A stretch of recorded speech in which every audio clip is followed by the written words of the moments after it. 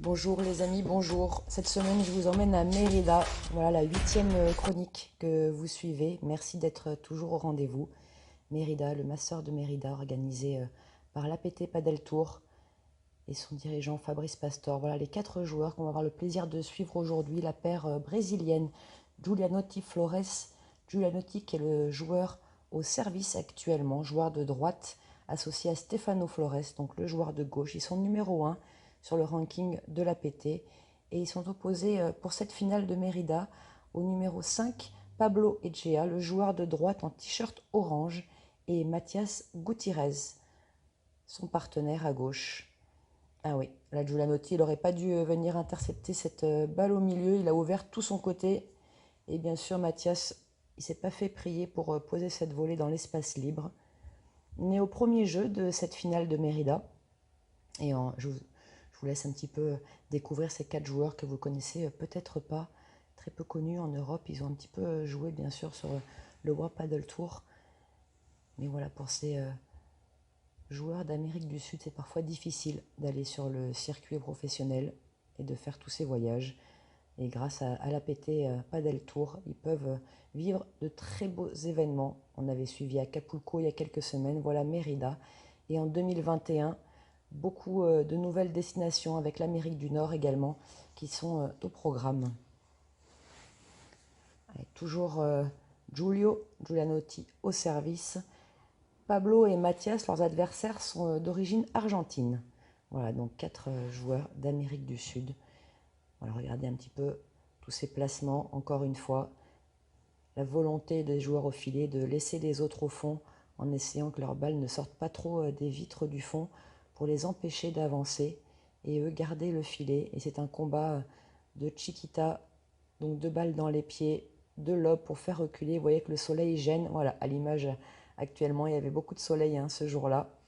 Et Julio, il a préféré laisser rebondir cette balle. On prononce peut-être Rulio. Vous m'excuserez pour ma prononciation française. Vous allez vous y habituer. Et vous voyez qu'au premier set, Giulianotti Flores, pour l'instant, il déroule. Il mène 3-0.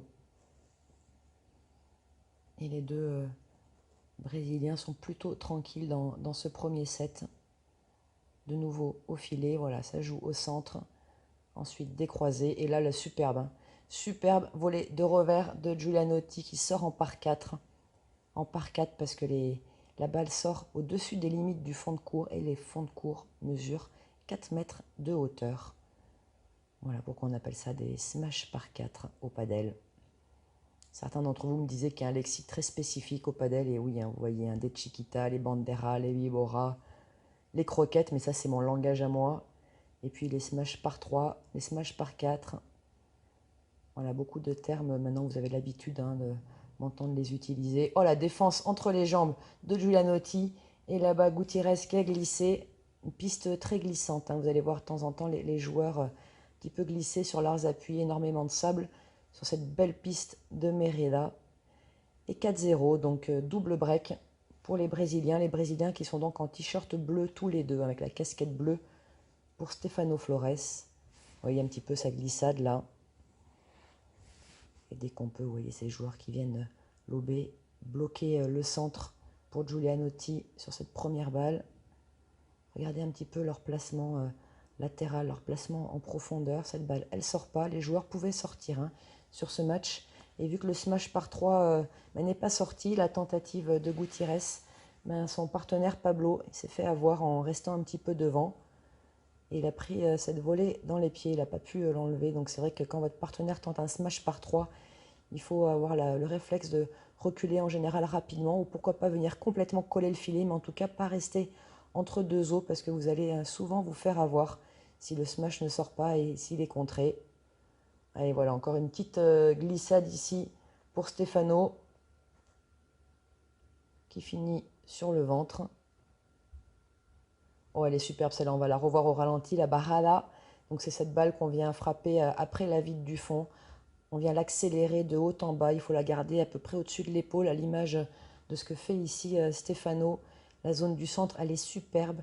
Et vous voyez que derrière, même après la vide du fond, les joueurs ne peuvent pas la voir. C'est vraiment parfait en termes de zone, de vitesse, de plan de frappe. Vous avez pu voir cet équilibre du haut du corps au moment de l'impact de la balle. Voilà, ce sont des choses à imiter. Entraînez-vous. Là, ça va faire très fort, droit devant.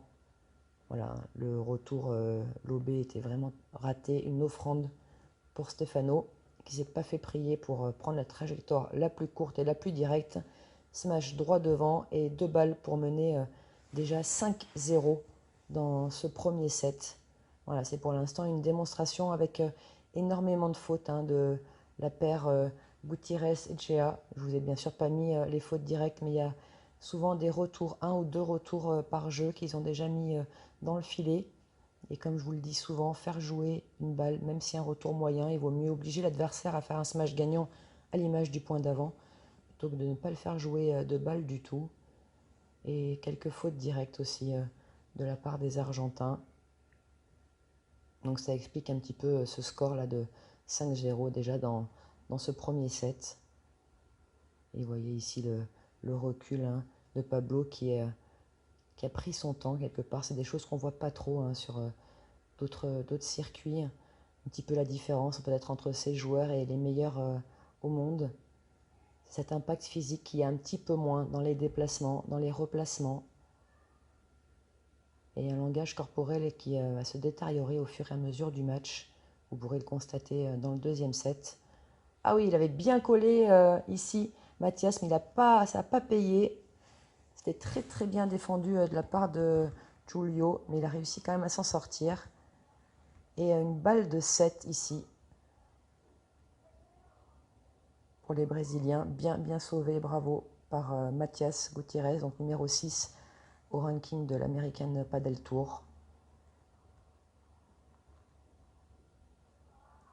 Allez, on continue toujours dans ce combat avec 2 joueurs au filet, avec 2 joueurs au fond, et dès qu'on peut, on revient prendre le filet. Vous voyez également que les Brésiliens, ils mettent un petit peu de pression en se mettant à peu près au milieu du terrain, des choses qu'on vous déconseille quand vous commencez le padel, mais quand vous progressez, ces placements, très souvent, vous pouvez voir les joueurs qui ont ce genre de placement un petit peu au niveau de la limite entre vitre et grillage, mais ils ont de tels réflexes, telle qualité de défense aussi qu'ils peuvent se permettre parfois, mais ça met visuellement la pression aux adversaires d'avancer un petit peu. Alors c'est vrai que pour la plupart d'entre nous, ouais, c'est très beau, ce smash feinté, posé. La plupart d'entre nous, c'est difficile de venir se placer, on appelle ça souvent la place du mort au padel. Pour l'instant, il vaut mieux rester un petit peu derrière sa ligne du carré, ou alors au niveau entre le premier et le deuxième poteau du grillage. Ah, elle est monstrueuse cette amortie, monstrueuse. Un petit peu de talent, beaucoup de travail, un peu de technique, un superbe timing, un plan de frappe parfait, très bien masqué. Très très belle à voler amortie de Mathias Gutiérrez. Et voilà, enfin, les Argentins qui débloquent leur compteur dans ce premier set, qui ont sauvé une balle de 6-0 contre eux, et qui finalement reviennent à 5-1. Et vous voyez, c'est un petit peu plus serré. Le match est un petit peu plus lancé, des jeux de service des Brésiliens qui sont un petit peu plus accrochés.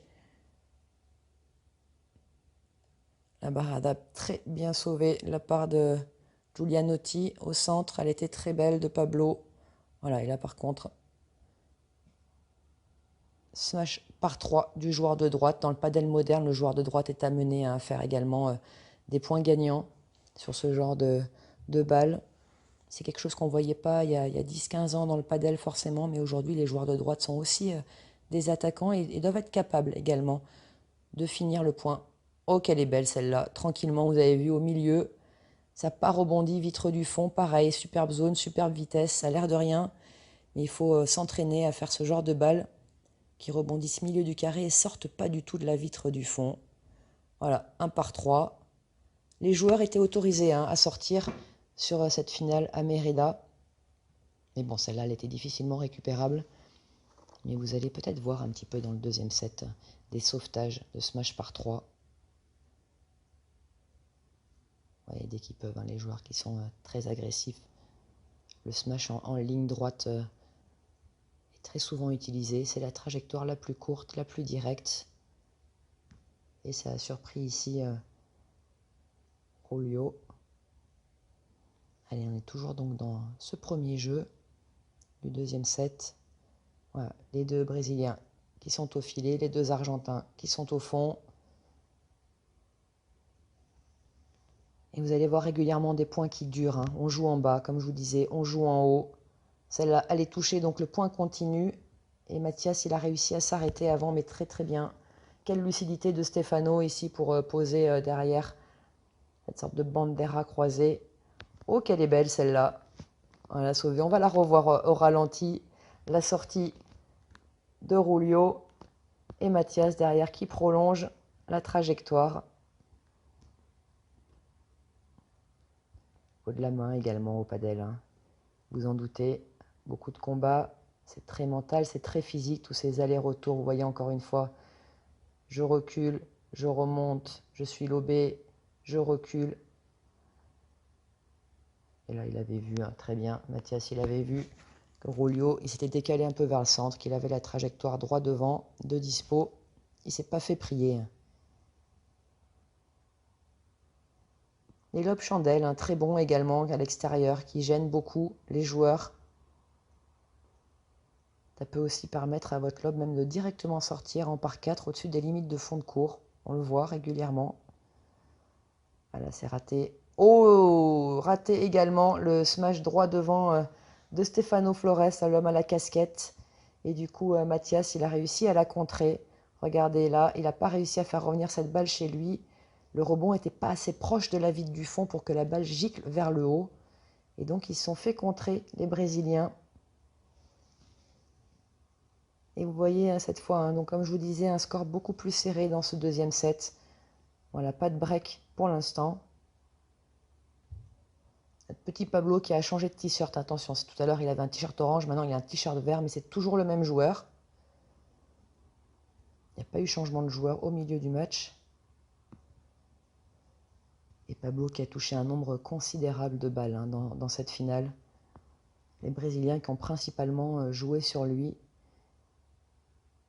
C'est d'ailleurs plutôt bien défendu, mais ça n'a pas suffi là pour le premier set en tout cas.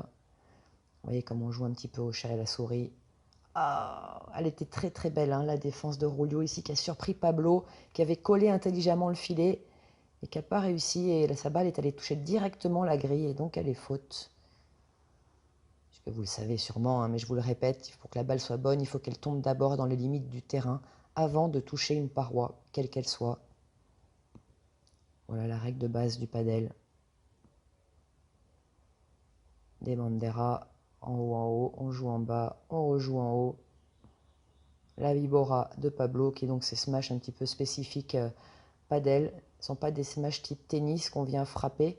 Ce sont des smash qu'on prend un petit peu plus bas, à peu près à hauteur d'épaule, du visage, un petit peu sur le côté du corps également.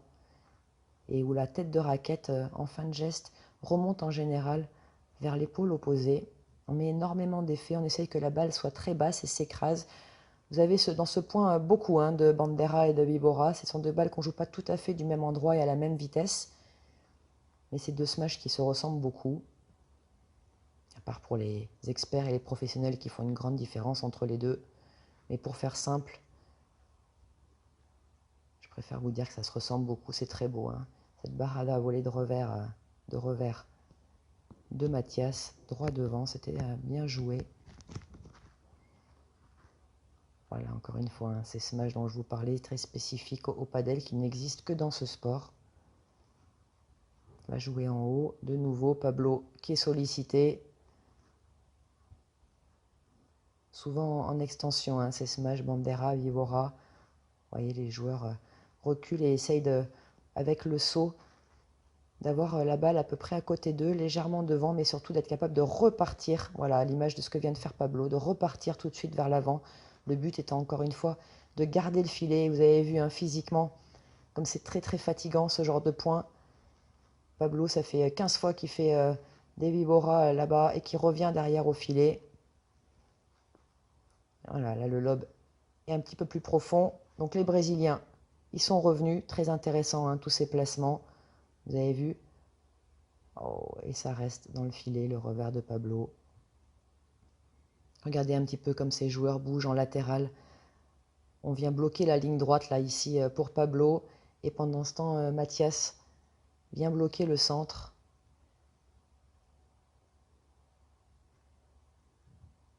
faut toujours penser à bloquer cette ligne droite et à bouger en latéral. Ah oui, c'est très intelligemment posé cette volée de coups droits, tranquillement, un petit peu décroisé. Il faut avoir la lucidité de garder un petit peu de marge par rapport au vide latéral. C'est dommage de faire la faute sur ce genre de balle. Et vous voyez, un Pablo qui essaie beaucoup de jouer sur son adversaire de gauche pour obliger celui-ci à rejouer sur son partenaire.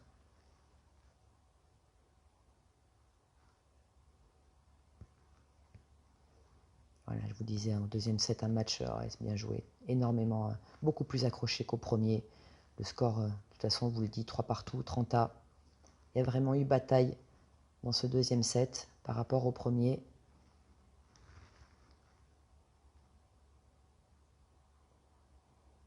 Et oui, c'est parfait. Bien joué de la part de Stefano qui a bien fait travailler Pablo avant-arrière et la défense était très moyenne. Il s'en veut d'ailleurs Pablo. Vous voyez ce langage corporel dont je vous parlais au début de retransmission. Une tête de plus en plus basse, des épaules qui rentrent un petit peu dedans, un petit peu moins vigoureux physiquement, voilà, à l'image un petit peu de ce point où il a été très attentiste. Et du coup, ça a fait le break.